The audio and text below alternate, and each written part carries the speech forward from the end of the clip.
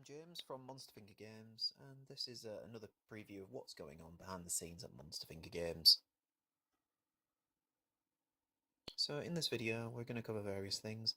The first thing that you'll see in a moment is the Gachapon machine, which is now got new animations, and it was really just a take on the rings on Sonic the Hedgehog, to be honest, which is why I like the idea of the little spinning sign at the end. Now, do be aware that these capture machines don't always give you good things. There's also bad things as well that come out of those, unfortunately. Now, the bit you're seeing at the moment is actually part of the third level, and you're about to see something, to be honest, that actually started out just as a bit of fun, which was I call it the fun slide. The idea is that you can, it's a physics-based object that you can fly down hills on, things like that, and obviously take out zombies, as you just saw. Now, I know you can hear the same voice over and over again, and I can tell you that has now been changed. The actual voice work that you're listening to was the old voice work. And I'd like to think I've got a little bit better at doing my my Duke Nukem impressions. You be the judge. You'll see at the moment as well. We're now I'm just removing some of the ammunition from the level, really balancing it out. The whole point is that this game is not just a run and gun. It's actually a lot more about the survival overall. And in order to give that survival feel, you really have to make sure that the player doesn't have unlimited firepower. And a big part of that, of course, is where we put the ammunition in the levels and things like that. You can also see at the moment, just working behind the scenes here on the switches, we actually found that players was having problems activating the switches. We made it so just as if a bullet hits the switch, it switches it on. But we found that a lot of people would be standing right next to the switch and not knowing how to actually activate it.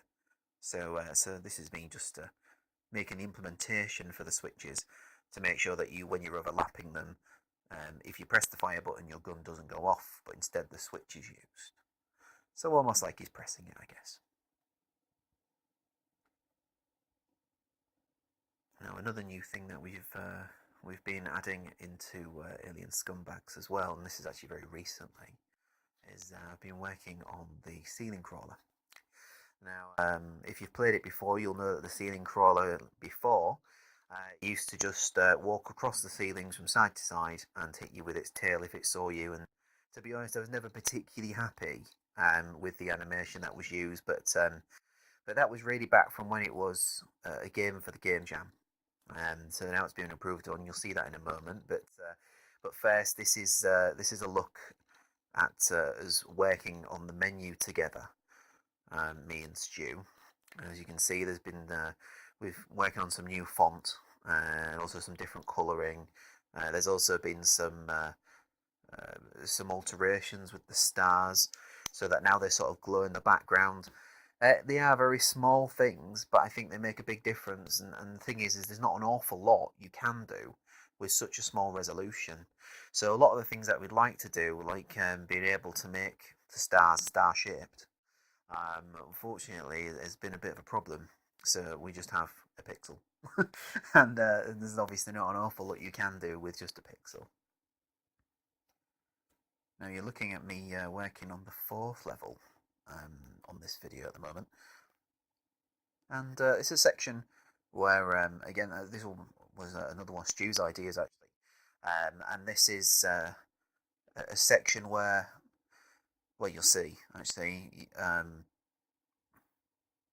you can see the zombies that are sat on the floor in a moment. And the idea is when you touch them, they come to life. And so you have to obviously get to the other side of the level. You can see there the long line of zombies. Now they've been improved upon since this video as well. Still working hard on that.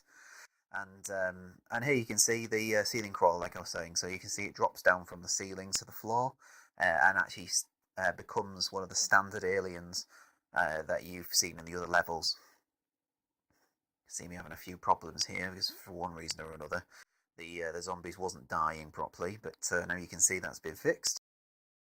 And there's a bit of a look at them coming back to life, and also the blood spray that now comes from their neck, which is quite nice.